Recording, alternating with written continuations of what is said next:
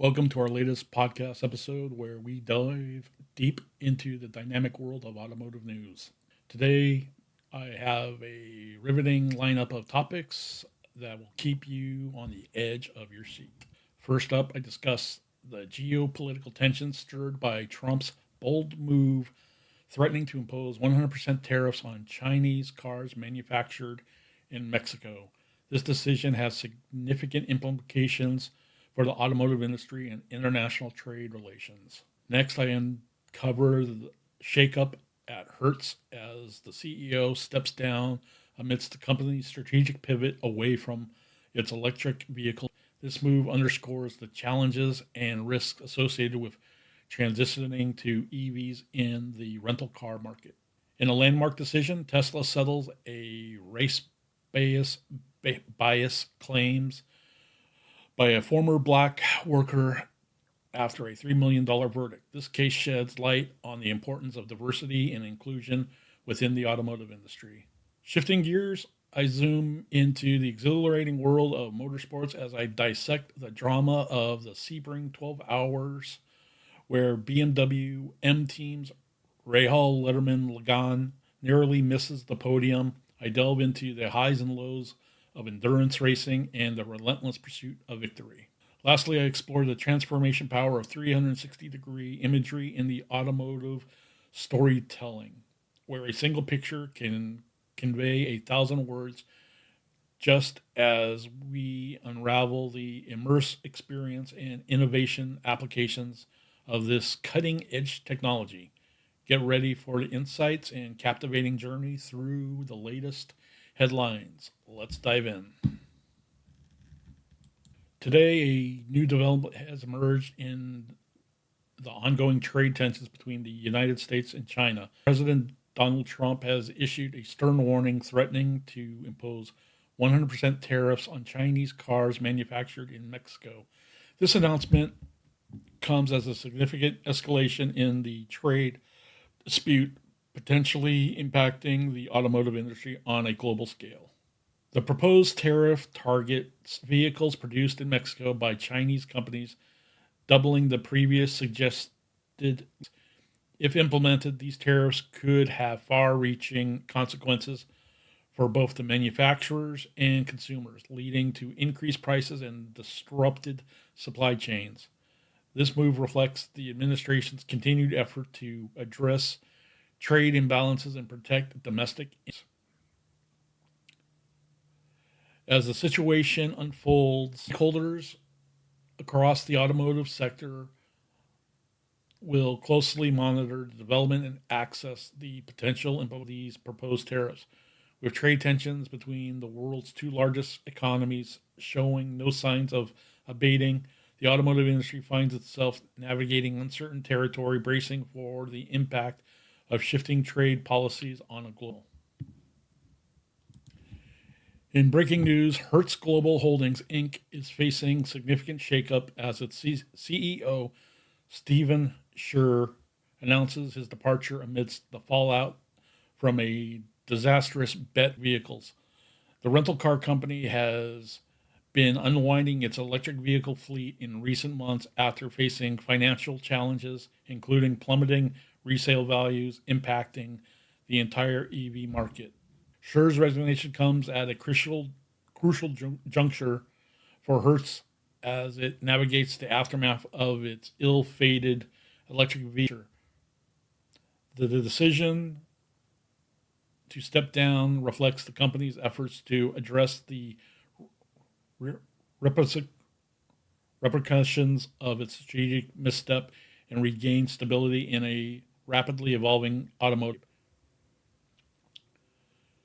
As the automotive industry continues to undergo transformative challenges, Hertz's leadership transition serves as a stark reminder of the risk associated with pioneering new technology in an uncertain market. The fallout from Hertz's electric vehicle bet underscores the importance of careful planning and strategic decision making in an era defined by innovation and disruption. In a recent development, Tesla has reached a settlement in a lawsuit filed by a black former worker alleging racial bias at the settlement comes after a jury awarded the plaintiff $3 million in damages, highlighting the seriousness of the allegations and the company's commitment to addressing issues of discrimination in the workplace. This settlement underscores the importance of diversity, equity, and inclusion initiatives within corporate environments, particularly in industries undergoing rapid innovation and growth. Tesla's response to this lawsuit serves as a reminder of the ongoing challenges companies face in fostering inclusive workplaces and the need for proactive measures to prevent discrimination and promote equality. As Tesla navigates this legal settlement, it will be crucial for the company to reinforce its commitment to diversity and take concrete steps to ensure a culture of respect and fairness for all employees. This case highlights the broader conversation surrounding racial bias in the automotive industry and underscores the importance of accountability and transparency in addressing the issue. In particular, on this case, as I was reading more into it, the original settlement came in about maybe a few years back when it was ongoing, came in like a record-breaking $147 million verdict, but the judge felt that was too excessive, and basically, I think it got knocked down based on the article, got knocked down to around 15 million, but the gentleman who was affected basically chose to appeal that decision and wound up with 3 million. So what do you guys think? You think it was a gamble to try to, go for the bigger dollar, or what? I.e., should he have taken the 15 million and been happy, or was it worth the risk? And plus, that was the cost of whether or not he's going to be responsible for fronting the legal bills, or was that included as part of the settlement of the lawsuit? For damages or whatever, his legal fees. So yeah, comment down below what you guys think on this particular story, and let's move on to our next one.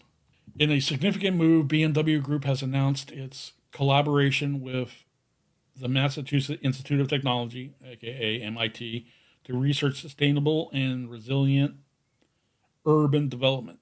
This partnership aims to address the challenges of future mobility and urban living, emphasizing sustainable and innovation in city planning and infrastructures.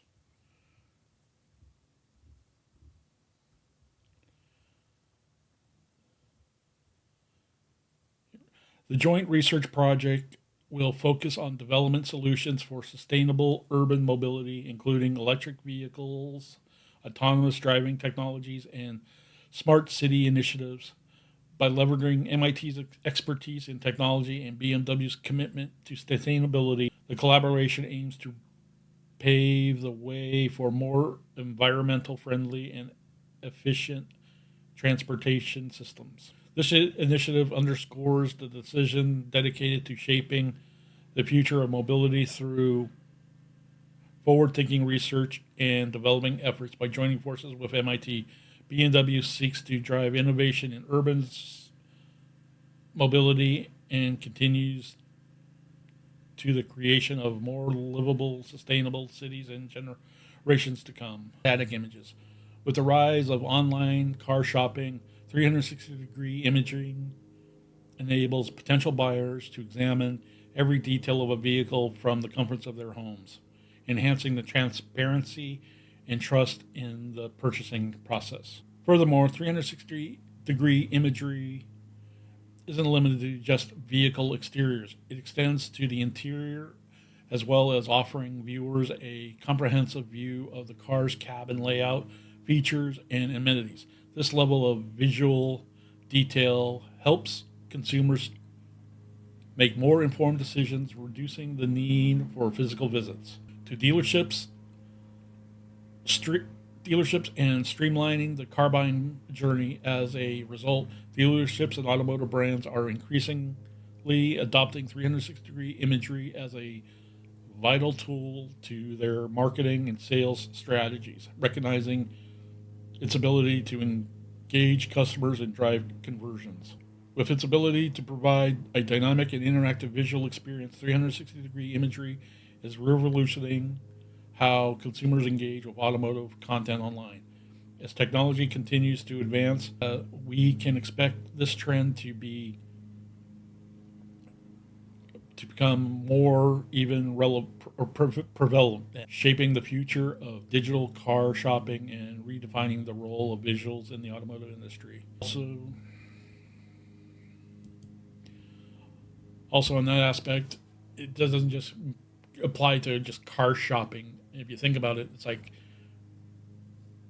with the advent of Amazon, Rock Auto, Jegs, Summit Racing, for ordering automotive parts, performance parts, just to name a few of the vendors. Instead of looking at static image, being able to actually physically do a 360 degree viewing of a particular part, say like an alternator or an intake, whether it's going to be the right one or if you're going to have issues for whatever you're building or working on. Yeah.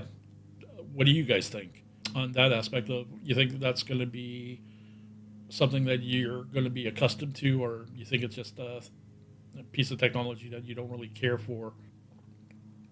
I personally, it's like, when I'm surfing on Amazon for products and they offer the 360 degree, tutorial of a product, how often do you actually click on one of those links? Or for that matter, how about the using virtual reality of being able to scan your room or something, or placement. They're using IR, I think, to see if like a cabinet or a desk or will fit well in a room, through via our smartphones. What do you think? Comment down below. So yeah, comment down below on what do you think of the various stories that we talked about.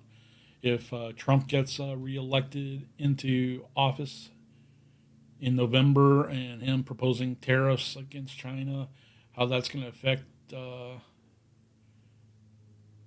U.S. and as far as supply chain goes, meaning, we impose these tariffs on these Chinese-backed or Mexico-made vehicles. How's that going to affect the rest of the supply chain issue, like what we kind of experienced during the lockdowns? Or maybe this is a sign that some of the manufacturers here that are based in the U.S. should be hedging their bets and placing supply chain orders ahead of time to compensate for any potential delays. There used to be a thing in manufacturing that they used to call just-in-time manufacturing, which is one of the reasons why I think how during the lockdowns, the supply chain issues really screwed us over, because these manufacturers and planners would obviously plan ahead just to be able to receive inventory, quote, just in time for the manufacturing process. But with the disruption we had because of the lockdowns,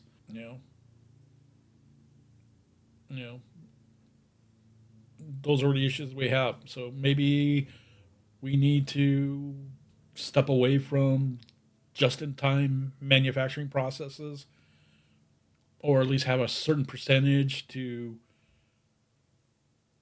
get by without disruption in the manufacturing process, like maybe a 9-month supply of parts to continue going, to keep you going.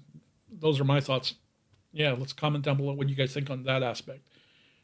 And what do you guys think about the Hertz company's CEO stepping down?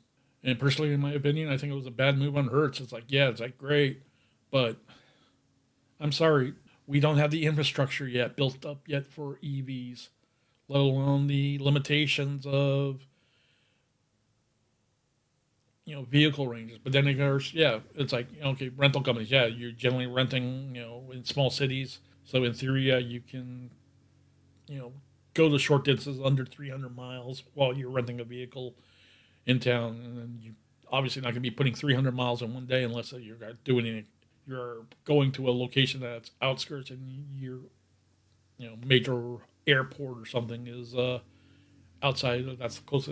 Those are rare occasions, but kind of goes, in my personal opinion, that we need to either adopt more hybrid technologies, be it uh, an ICE battery vehicle or alternative fuel vehicles like hydrogen, propane, whatever. But yeah, right now it's like, California says they want to have EV vehicles only being sold by 2035. We can barely keep the state going on with our current power grid here in the state alone, and then you expect to recharge vehicles on this current grid. Sorry, I don't foreseeably see it being an issue. A game changer, or whatever. And these are my opinions only. You can tell me to go pound sand, but and personally, I think Toyota had it right when they started with their Prius line, their hybrid line. Made sense, Small internal combustion engine with battery power and being able to switch on and off systems. Made sense. Best of both worlds. But that's my opinion, and I'm sticking to it. And let's move on. The next one. What do you guys think about the Tesla lawsuit? It's obviously, if it got to the point where the gentleman had to file a lawsuit, something bad was happening at Tesla at their location where the gentleman was based at. For originally get like original like $147 million judgment for that gentleman, and then obviously the courts had to step in and reevaluate it. Take the blinders or the tunnel vision blinders off of the jury. But you get a verdict like that, something, or it was convinced they must have brought enough evidence or testimony to get them. So yeah, weigh in on what you guys think of that. Oh, then we also have what BMW working with MIT about urban sustainability and urban planning and whatnot, as well as what do you guys think about 360-degree imagery? Do you think it's going to be a new thing? Do you think it's a potential for the entrepreneurship to start adopting that technology and start offering those services for people who are creatives or professionals in that landscape of approaching manufacturers? I could see it's like,